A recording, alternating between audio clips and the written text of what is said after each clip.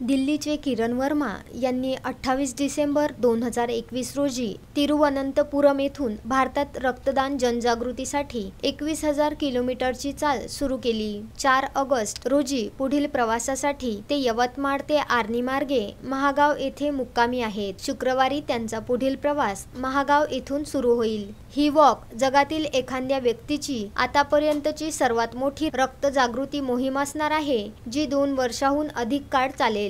या पदयात्रेचे ध्येय म्हणजे लोकांमध्ये रक्तदानाविषयी जागरूकता पसरवणे, जेणेकरून 31 डिसेंबर 2025 नंतर भारतात कोणीही रक्ताच्या प्रतीक्षेत मरू नये। कोविडच्या वाढत्या प्रकरणामुळे गेल्या 2 वर्षांपासून भारतात ऐच्छिक रक्तदानाचे प्रमाण लक्षणीयरित्या कमी होत आहे। रक्तपेढ्या आणि रुग्णालये रक्तावर कोरडे पडू नयेत म्हणून या ठिकाणी काळातील लोकांना बाहेर जाऊन रक्तदान करण्यास प्रोत्साहित करण्यासाठी ही पदयात्रा आहे। आतापर्यंत त्यांनी त्रिवेंद्रम, कोल्लम, मुंबई, ठाणे, नवी मुंबई, पालघर, सिलवासा, दमन, वलसाड, नवसारी, सुरत, भरूच, बडोदा, द्वारका, जामनगर, मोरबी, नर्मदा, नंदुरबार, धुळे, जळगाव, बुलढाणा, अकोला, अमरावती, नागपूर, वर्धा इत्यादी जिल्हे 6,000 किमीपेक्षा जास्त व्यापून 2 ऑगस्ट 2022 रोजी यवतमाळला पोहोचले।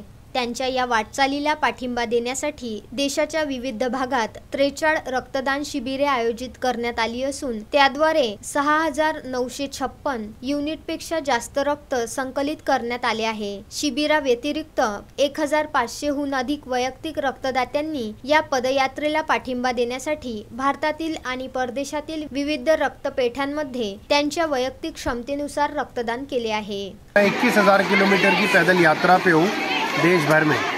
मेरी यात्रा का मकसद है कि देश के अंदर रक्तदान को लेके जागृति फैलाई जाए और ये यात्रा मैंने 28 दिसंबर 2021 को त्रिवेंद्रम केरला से शुरुआत की थी और केरला, तमिलनाडु, पौंडीचेरी, कर्नाटका, महाराष्ट्र, दमन दादर नगर हवेली, गुजरात होते हुए मैं महाराष्ट्र में पहुंचा हूँ यवतमाल, जहाँ मैं आर्नी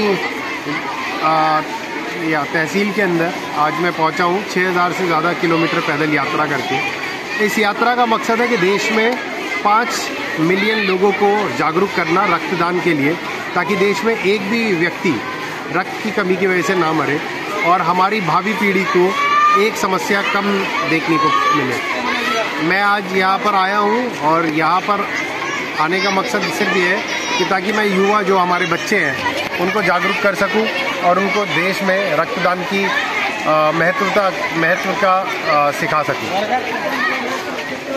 रफिक सरकारसह शरद भेडेकर, विदर्भ न्यूज, आर्णी।